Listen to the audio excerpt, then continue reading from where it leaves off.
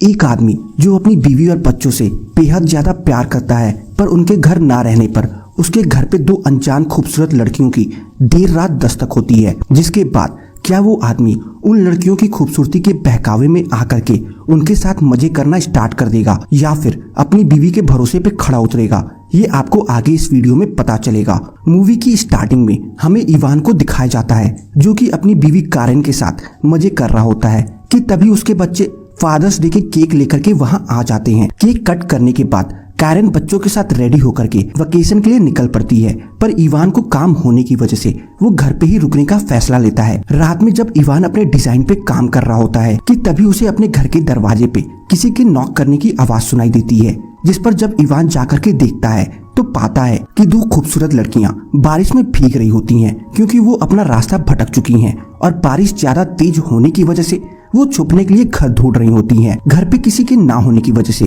Ivan उन दोनों लड़कियों को घर के अंदर आने की अनुमति दे देता है, जिसके बाद वो उन्हें अपने कपड़े चेंज करने को बोलता है। कपड़े चेंज करने के बाद वो दोनों लड़कियां इवान से चिपकना स्टार्ट कर देती हैं, पर जो कि इवान शादीशुदा होता है, इस वजह से वो उन दोनों लड़कियों से काफी दूरी बना करके रहना स्टार्ट कर देता है। पर जब इवान को यह लगने लगता है कि ये लड़कियां बिना केला खाए मानने वाली नहीं हैं, इस पर वो उन दोनों लड़कियों को यहाँ से जाने के लिए कैब बुक कर देता है। कैब बुक होने के बाद वो लड़कियां इवान पे और ज्यादा ट्राई मारना स्टार्ट कर देती हैं, पर वो उनमें सफल नहीं हो पाती हैं। और फिर इसके थोड़ी देर बाद इवान के घर के बाहर कैब वाला आ जाता है। कैब वाले को आता देख करके वो लड़कियां बाथरूम में घुस जाती हैं, जिस पर इवान जब उन्हें लेने जाता है तो वो लड़कियां भूखे शेर की तरह इवान पे टूट पड़ती हैं, जिस वजह से इवान भी खुद को कंट्रोल नहीं कर पाता है और वो तीनों इंटीमेट होने लगते हैं। और इधर कैब वाला किसी को घर से बाहर आता ना देख करके वहां से चला जाता है। अगली सुबह जब इवान की नींद टूटती है और लड़कियां उसके बगल में नहीं होती हैं, इस पर उसे यह लगने लगता है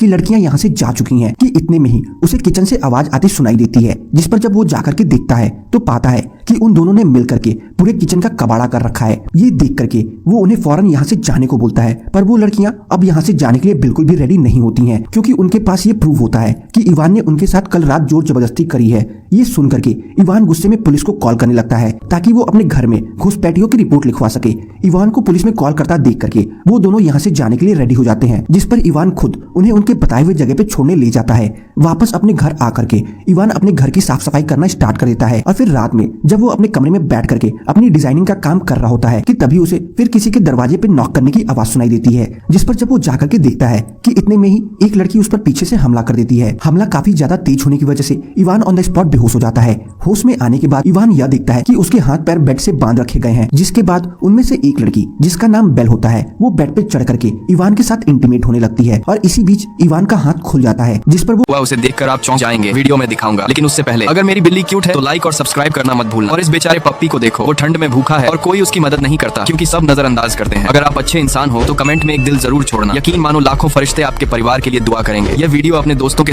बेल को अपने ऊपर से धक्का देकर के नीचे गिरा देता है और अपना हाथ पांव खोलने के बाद सीधा जेनेसिस को मारने पहुंच जाता है, पर जो कि जेनेसिस के पास चाउमीन खाने वाली चम्मच होती है। इस वजह से जैसे ही इवान उसे मारने के लिए उसके पास पहुंचता है, वो उस चम्मच से सीधा इवान की छाती पे हमला कर देती है, जिस वजह से एक बार फिर इवान बेहोश हो जाता है। होश में आने के बाद वो खुद को चेयर से बंधा पाता है। इवान को होश में आता देख करके बेल और जेनेसिस उसके साथ गेम खेलना स्टार्ट कर देते हैं, जहाँ गेम के रूल्स के मुताबिक अगर उसने किसी भी सवाल का जवाब सही नहीं दिया तो उसे हेडफोन में तेज म्यूजिक सुना करके टॉर्चर किया जाएगा। और अभी वो गेम खेल ही रहे होते हैं कि तभी वहाँ कारेन का बिजनेस पार्टनर लुइस वहाँ आ जाता है। लुइस को घर के बाहर देख करके बेल इवान को छुपाने के लिए दूसरे कमरे में लेती जाती है और जेनेसिस इवान की कजिन बन करके लुइस को रिसीव करने बाहर चली जाती है, पर जो कि लुइस को यह पता होता है कि इवान की कोई कजिन नहीं है। इस वजह से उसे उन दोनों पे डाउट होना स्टार्ट हो जाता है कि इतने पे ही उसे दूसरे कमरे में से कुछ आवाज आती सुनाई देने लगती है, जिस पर जब वो जाकर के देखता है तो पाता है कि इवान चेयर से बंधा पड़ा है। ये देख करके लुइस काफी ज्यादा गुस्सा हो जाता है और बिना इवान को खोले ही वो उन लड़कियों के पास जा पहुंचता है, जहां पैर फिसलने की वजह से